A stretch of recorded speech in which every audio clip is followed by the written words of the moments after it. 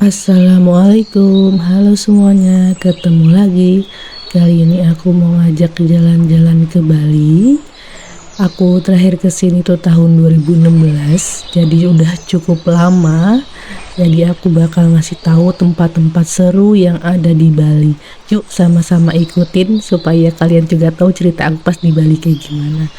Oke, kita sampai di Bandara I Gusti Ngurah Rai Denpasar. Awannya cerah sekali, alhamdulillah. Kita disambut dengan cerahnya Bali. Perjalanan juga menyenangkan, tidak ada turbulensi yang berarti. Walaupun sedang musim hujan di bulan Februari, tapi pas berangkat cerah, pas sampai di Denpasar juga cerah. Nah, untuk durasi penerbangannya itu sekitar 1 jam 50 menit. Nah, cukup sebentar dan suasana di airportnya juga tidak terlalu ramai karena memang bukan pas liburan. Nah, ini aku mau ngasih lihat kondisi sekitar airport biar kalian juga tahu apa aja sih yang ada di dalam airport gitu kan. Pas kita lagi nunggu bagasi, aku sambil jalan-jalan. Di situ yang pasti ada drugstore-nya juga. Terus juga ada beberapa booth penyewaan mobil rental gitu. Cuman ya namanya juga di dalam bandara pasti harganya lebih tinggi daripada misalnya kita langsung via website gitu. Ada Periplus juga, ada toko buku. Kemudian juga ada money changer, ada taksi Bluebird, ada ATM juga, dan juga ada toiletnya.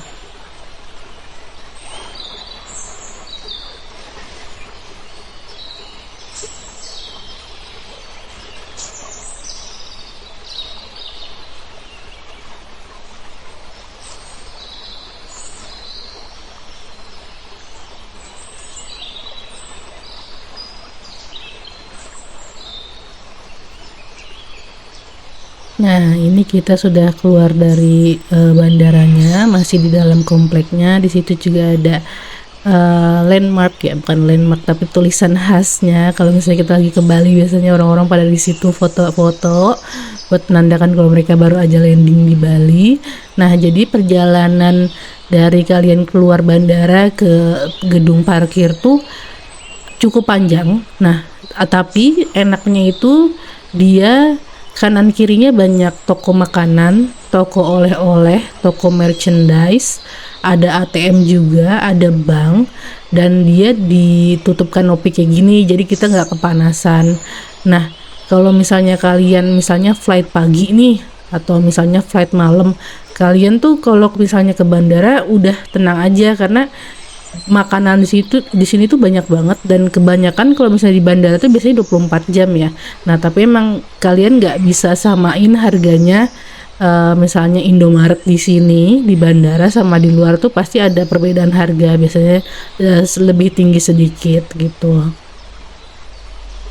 Di sini juga ada beberapa toko oleh-oleh, terus juga ada makanan siap saji, ada provider telepon juga. Nih, ada banyak pilihannya. Nah, jadi tuh dari Bandara Ngurah Rai ke hotel aku tuh sebenarnya cukup deket ya, sekitar 15 menit aja. Cuman karena memang kita dari rumah flightnya pagi dan kita belum sempat sarapan, baru diganjel pakai roti-rotian doang. Kita sengaja nggak mau makan di bandara karena kan kalau makan di bandara itu kan biasanya makanan siap saji atau yang sudah ada gitu, yang konvensional yang biasanya ada di Jakarta juga. Kita mau coba yang khasnya langsung, jadi kita pengen ke salah satu tempat makan yang aku lihat di TikTok tuh lagi rame banget, banget. Jadi kan emang sengaja ya, pasti ibu-ibu kalau misalnya belum jalan-jalan tuh kita bikin rencana perjalanan tuh pasti lihat TikTok atau lihat YouTube atau lihat Instagram Reels dulu buat tahu apa sih tempat-tempat yang emang direkomendasiin atau emang yang beneran enak gitu loh tempat makannya juga. Jadinya kita lihat di TikTok dan ini lagi warawiri banget. Jadi aku mau sekalian review dan aku juga penasaran banget. Ini dia sudah sampai, namanya adalah nasi tempong Indra. Nah, tempong itu sebenarnya sambelnya. Nah, kenapa dibilang sambal tempong? Karena tempong itu kalau dalam bahasa Bali itu artinya ditampar gitu. Jadi tuh pedasnya nampol gitu loh, kayak abis ditampar gitu mungkin ya kalau kata waitersnya aku tanya. Nah, aku tanya di sini sebelum pastinya karena kita sebagai muslim juga kita harus tanya ya ini halal apa enggak, dan mbaknya make sure kalau ini halal 100% gitu. Oke. Untuk menunya ayam ya. Ayam atau ada bebek ya, aku lupa dan aku lupa ngevideoin menunya juga.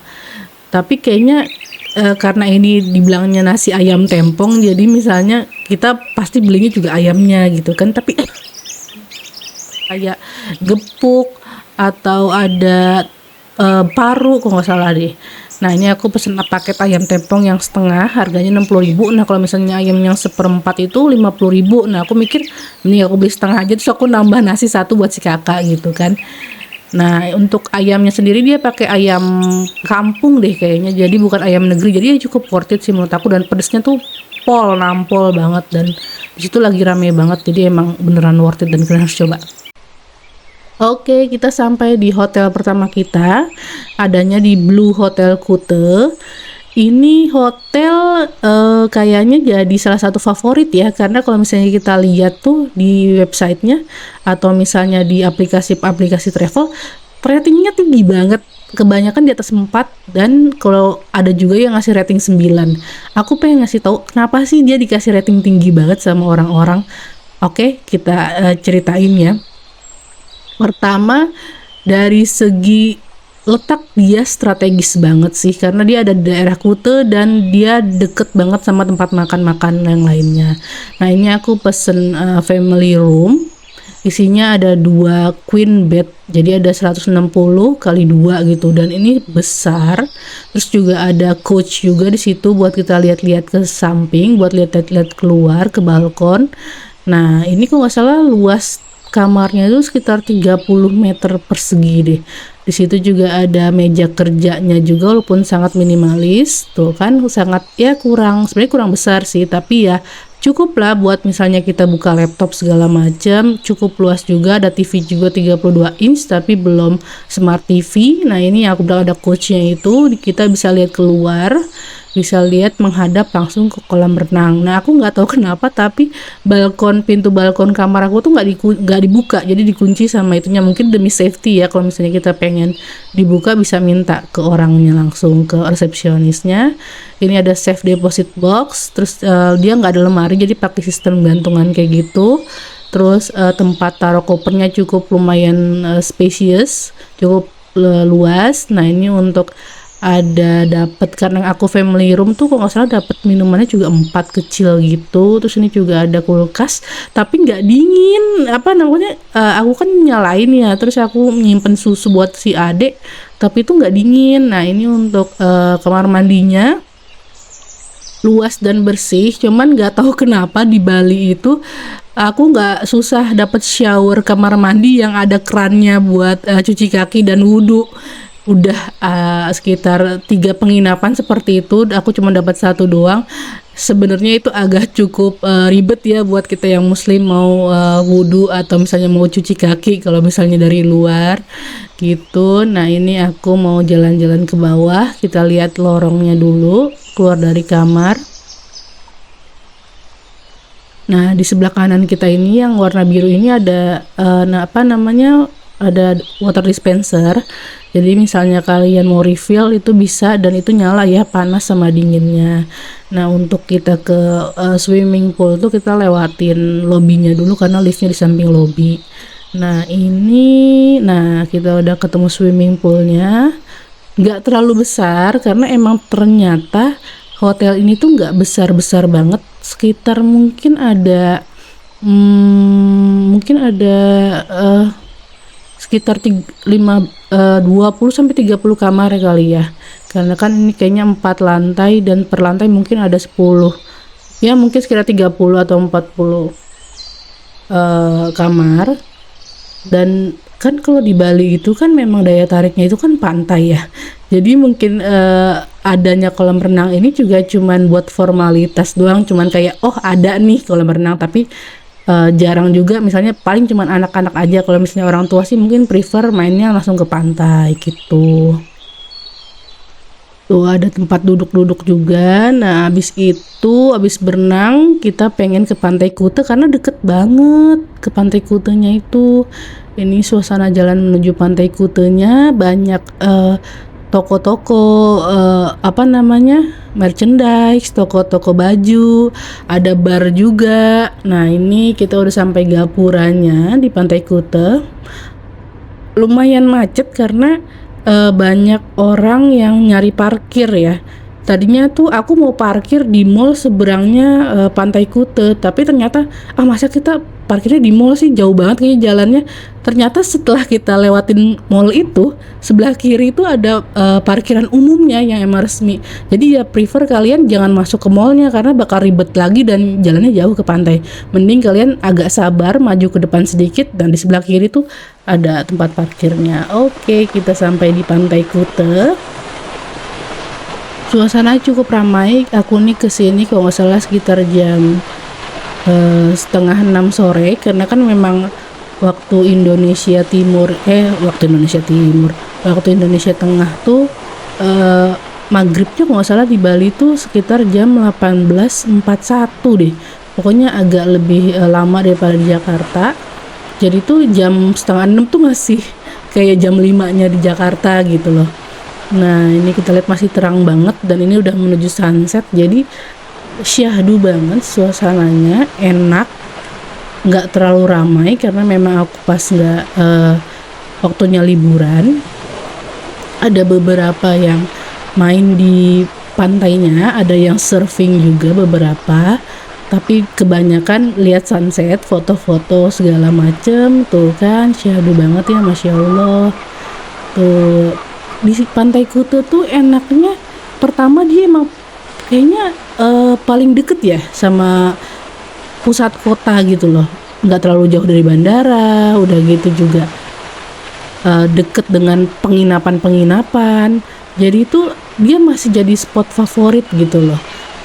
Dia bibir pantainya sangat luas, datar, landai, dan ombaknya itu nggak terlalu besar, jadi itu buat anak-anak berenang di pantainya itu tentu dengan supervisi orang tuanya itu tuh masih aman banget, dan banyak lifeguardnya juga di sana, dan ada penyewaan payung-payung dan apa namanya, tempat duduk rebahan ini loh. Jadi juga kita orang tua kalau anak-anaknya lagi main pasir atau misalnya lagi di pantai, kita bisa sambil duduk-duduk situ, jadi enak banget gitu.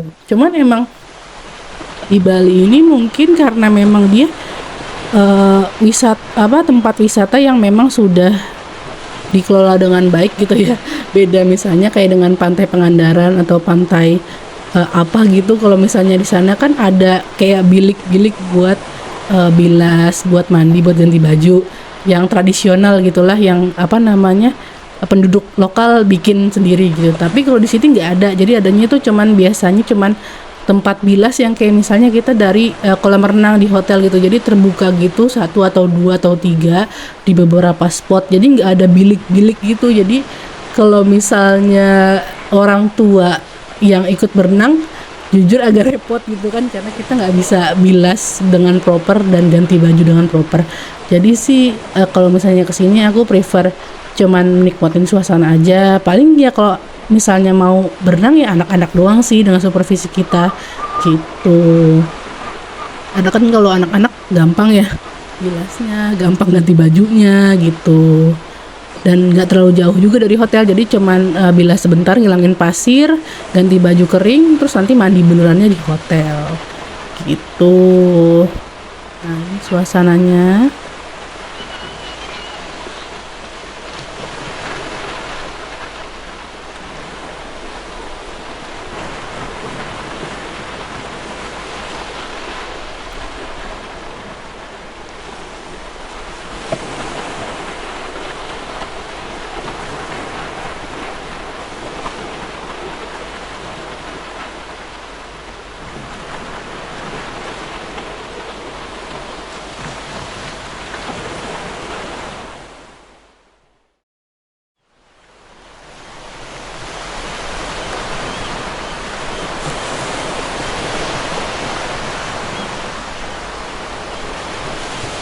Nah, ini juga patung GWK kelihatannya dari Kuta ya, karena memang dia kan ada di dekat bandara ya Kuta ini. Jadi tuh karena GWK juga gede banget patungnya, jadi dia tuh kalau kita ngelewatin Bali tuh mau ke daerah Kuta Selatan atau ke daerah Kuta, ke Legian, itu tuh patungnya tuh tetap kelihatan terus itu saking gedenya.